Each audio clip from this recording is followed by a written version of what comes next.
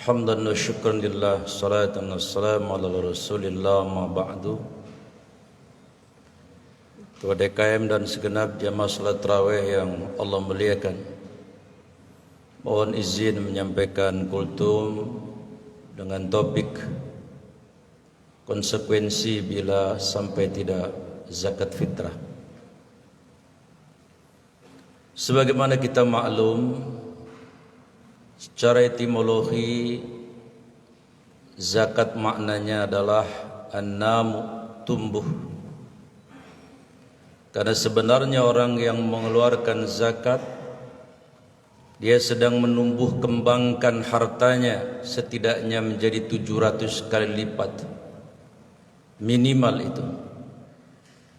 Sebagaimana yang Allah janjikan dalam surat Al-Baqarah 261. A'udzu billahi minasyaitonir rajim. Mathalul ladzina yunfiquna amwalahum fi sabilillah kamathali habbatin ambatat sab'a sanabila fi kulli sumbulatin mi'atu habbah. Wallahu yudha'ifu liman yasha' wallahu wasi'un 'alim. Perumpamaan orang-orang yang menafkahkan hartanya di jalan Allah termasuk zakat adalah seperti menanam satu benih, lalu benih itu tumbuh menjadi 7 tangkai dan setiap tangkainya ada 100 bulir. Yang kedua, zakat maknanya adalah tutahhiruhum wa tuzakkihim, bersih dan suci. Sebagaimana yang Allah firmankan di surat At-Taubah ayat 103. A'udzu billahi minasyaitonir rajim.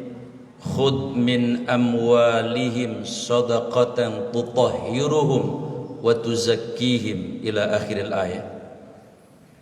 Ambillah sebagian dari harta mereka sedekah sebagai zakat buat mereka, tutahhiruhum, agar bersih harta mereka sehingga tidak ada yang kotor, wa tuzakkihim, dan agar jiwa mereka suci dari sifat bakhil dan sebagainya. Karena dalam satu hadis yang diriwayatkan oleh Imam Tabrani, Rasulullah sallallahu alaihi wasallam mengingatkan kita semua, thalathun muhlikat, ada 3 perkara yang membinasakan kalian. I'jabun binafsihi, ujub atau bangga kepada diri sendiri yang akan kelak melahirkan al-kibru, kesombongan. Sebagaimana iblis yang tadinya soleh menjadi binasa dan hancur karena dia awalnya mengagumi dirinya sendiri. Hawa muttaba'a, yang kedua adalah hawa nafsu yang diperturutkan. Semestinya Qabil itu melindungi saudara kandungnya Habil, tapi karena beliau memperturutkan hawa nafsunya, justru kemudian mengeksekusi, membunuhnya. Karena memperturutkan hawa nafsu, membinasakan dirinya. Yang ketiga adalah bakhilun muta', bakhil yang diperturutkan. Sekiranya korun tidak bakhil, tidak terkontaminasi penyakit bakhil, tentu dia salah satu orang yang paling bahagia di dunia ini. Kenapa? Kunci hartanya saja digotong 8 orang tidak kuat. 8 orang itu saking kayanya luar biasa. Seandainya tidak terkontaminasi oleh penyakit yang bernama bakhil dan dia dermawan seperti Nabi Sulaiman, tentu dia menjadi manusia yang luar biasa, sejahtera dan bahagia dunia akhirat. Kembali kepada topik bahwa zakat maknanya bersih dan suci.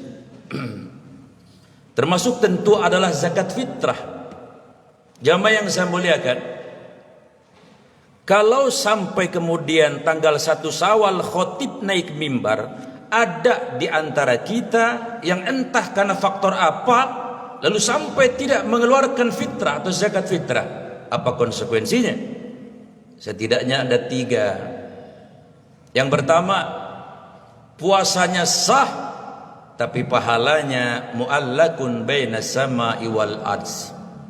Yang ngomong bukan saya, Rasulullah dalam hadis yang diriwayatkan oleh Imam Ad-Dailami mengingatkan kita semuanya bahwa ketika kita saum dan kemudian tidak mengeluarkan zakat fitrah, maka kata Rasulullah, saumu Ramadan, puasa di bulan suci Ramadan sah puasanya, tapi la yurfa, tapi pahalanya tidak diangkat, muallakun bainas sama'i wal ards, menggantung antara langit dan bumi, illa kecuali di zakatil fitri, ketika dia menyempurnakan saumnya dengan zakat fitrah, sah puasanya, pahalanya sampai kepada Allah Subhanahu wa taala. Yang kedua, bila sampai karena faktor tertentu tidak mengeluarkan zakat fitrah, ada sebuah ibrah, ya sebetulnya ini ibrah saja. Allah menakdirkan Sayyidina Utsman pernah sekali tidak melaksanakan zakat fitrah sebagai pelajaran sebetulnya. Lalu beliau sadar akan kekeliruannya itu.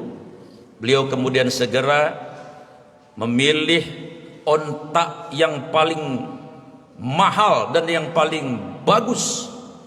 Mungkin kalau sekarang kendaraan yang termahal, bisa jadi Fortuner kah, Pajero Sport atau apa yang paling mahal, lalu dijualnya unta tersebut. Lalu kemudian dia memerdekakan seorang hamba sahaya, lalu melapor kepada Rasulullah, ya Rasul, saya tidak atau belum zakat fitrah, tapi saya melakukan ini dan ini, cukupkah ini sebagai pengganti fitrah saya? Rasul tersenyum, wahai Utsman, kata Rasulullah, sekiranya antum memilih 100 onta terbaik antum. Kita tahu dalam perang Tabuk itu Sayyidina Utsman menginfakkan 900 ekor onta. Berarti layak kalau dipilih cuma 100. Sekiranya antum memilihkan 100 ekor onta terbaik, lalu antum jual dan antum memerdekakan 100 hamba sahaya, la yakfi wa Utsman, tidak cukup jika dibandingkan dengan mengeluarkan zakat fitrah.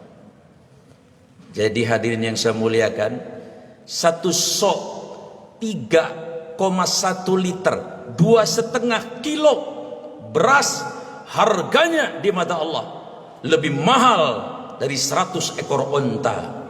Ini tentu luar biasa. Dan yang ketiga, jika sampai faktor tertentu lalu kita tidak zakat fitrah, adalah secara psikologi ada ketidaktenangan, ketidaktentraman. Kita merasa bersalah kepada Allah, kita merasa tidak bersyukur kepada Allah. Bagaimana mungkin fitrah yang hanya segitu kok saya lupa ya Allah? Dan tentu tidak akan tenang. Padahal para ahli psikolog modern mengatakan ketenangan hidup adalah salah satu syarat dan faktor kualitas hidup seseorang. Artinya ketika tidak ada ketidaktenangan, maka kualitas hidupnya mengalami degradasi. Maka saya mengingatkan saya dan kita semuanya, pastikan sebelum tanggal 1 Syawal, sebelum khotib naik mimbar, kita dan keluarga kita sudah mengeluarkan zakat fitrah. Assalamualaikum warahmatullahi wabarakatuh.